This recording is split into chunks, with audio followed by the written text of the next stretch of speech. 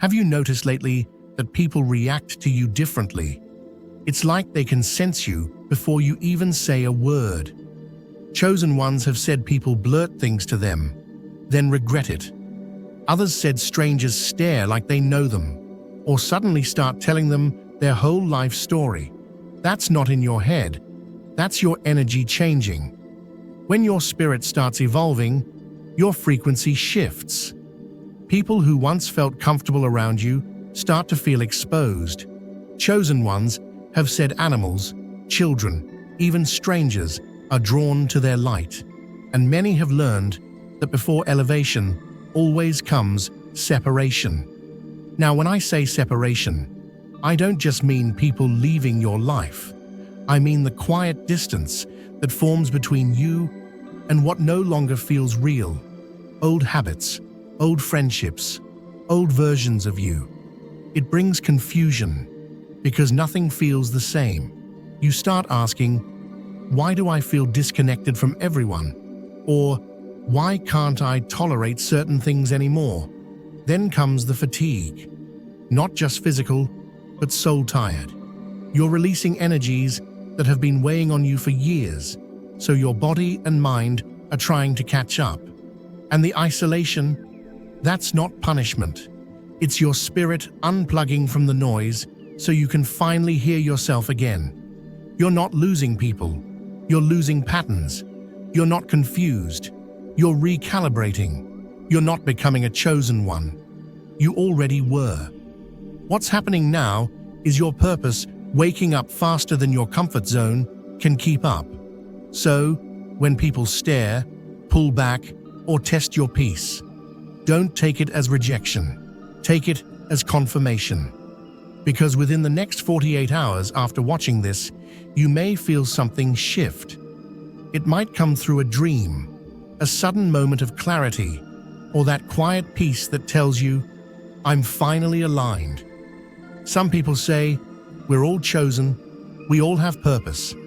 And they're right, but only halfway. Everyone is born with purpose. Something they're here to learn, build, or share. But being chosen is when that purpose refuses to stay quiet. It's when life starts pushing you into alignment, even when you're not ready. Purpose is the seed. Being chosen is when that seed cracks open. Everyone has purpose, but the chosen are the ones who said yes to growing through the dirt. So, let's talk about what this activation really means and why people around you start reacting the way they do when your light turns on.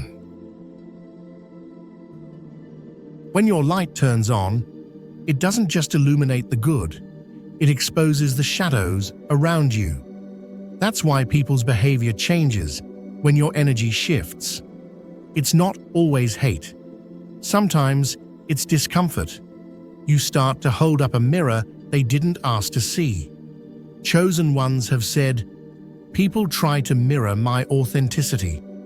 Others shared, they test me, challenge me, discredit me. Those reactions aren't random. Your presence activates what's unhealed in them. Think of it like this. When you walk into a dark room carrying light, everyone can suddenly see the mess they've been ignoring. Some clean it up. Some get angry at the person holding the flashlight. That's what being chosen does. It makes people feel things they didn't plan to feel: envy, guilt, admiration, conviction, all at once. And the tricky part? Sometimes they can't tell the difference between your confidence and their insecurity. You've probably noticed it. One minute they're inspired by you, the next minute they're competing with you. They want your calm, but not your path. They want your peace, but not your process. The energy around a chosen one is magnetic. It draws in both the curious and the wounded. That's why you'll meet people who adore you and resent you in the same breath. It's not personal, it's spiritual physics. Their spirit recognizes your light, but their ego isn't ready to surrender control. So instead of asking, how can I grow? They think, who does this person think they are? That's projection, and it's one of the clearest signs you're walking in your calling. You're not triggering them by doing anything wrong. You're triggering them by existing in truth. Because once your energy changes, pretending to be the old version of yourself hurts more than letting people fall away. That's what triggering really is. It's not drama, it's revelation. You didn't come to expose them. Your light just reveals what's already there. The more you accept that, the less you take it personal. When you start protecting your peace, people will call it isolation. But chosen ones know it's not isolation, it's alignment. At first, the silence feels uncomfortable. You miss the noise, the people, the constant stimulation. But eventually, you notice you can finally hear your own thoughts again. Chosen ones have said, "I don't fit in anywhere anymore." Others said, "The conversations that used to interest me now feel shallow." That's not arrogance. That's evolution. The version of you that needed constant validation is dissolving. The version that once over-explained itself is finally tired of proving anything. And that's when alignment begins. You start meeting people who speak your language without forcing it.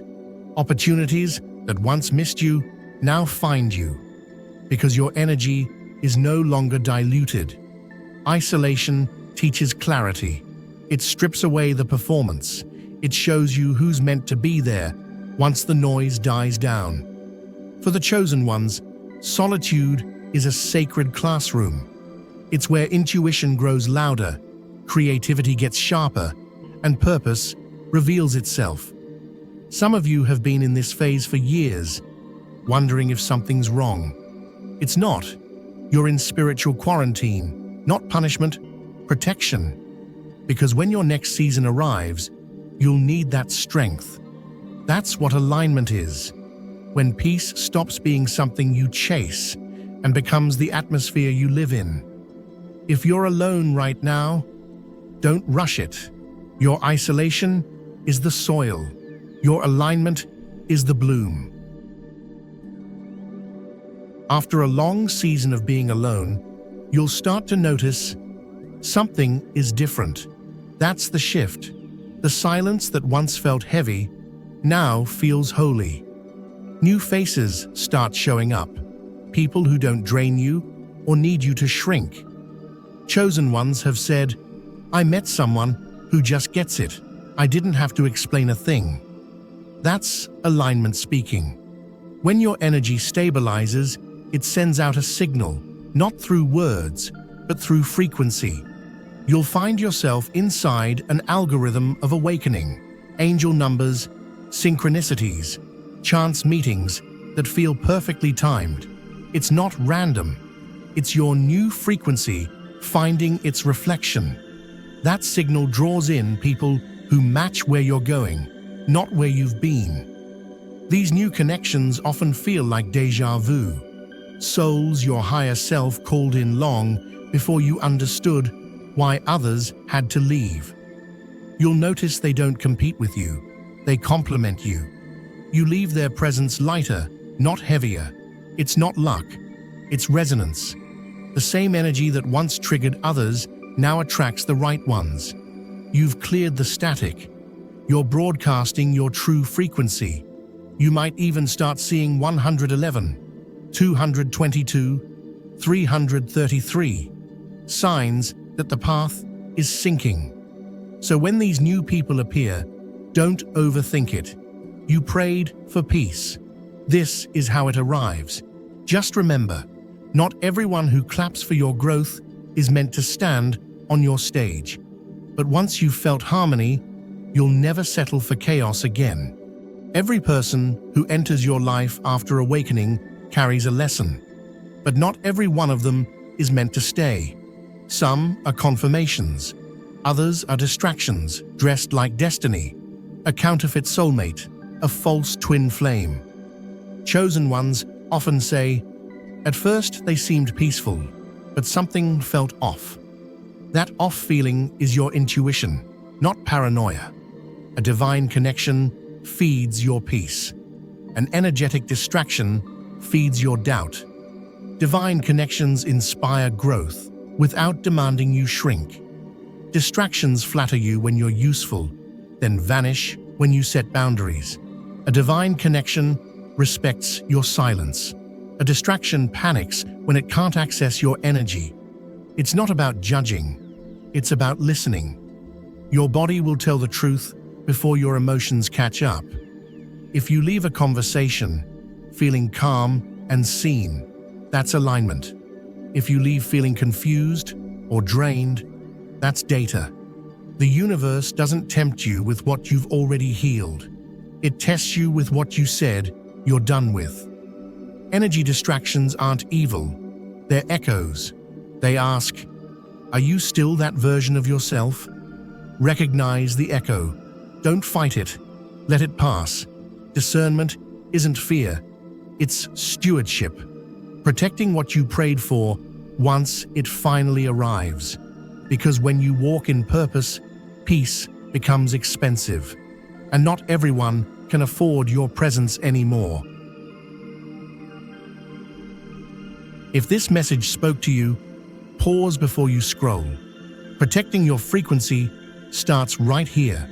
When you feel that inner tug, take a breath and ask, is this intuition or anxiety? Because here's the truth. Your intuition speaks in statements. Your anxiety speaks in questions. One grounds you, the other drains you. Stay anchored in what you know, not what you fear. If this reminder helped you, subscribe, like, and turn on notifications. We're building a community of conscious observers, chosen ones who protect their peace and move with purpose. Peace isn't passive, it's powerful. Stay grounded, stay aware, stay chosen.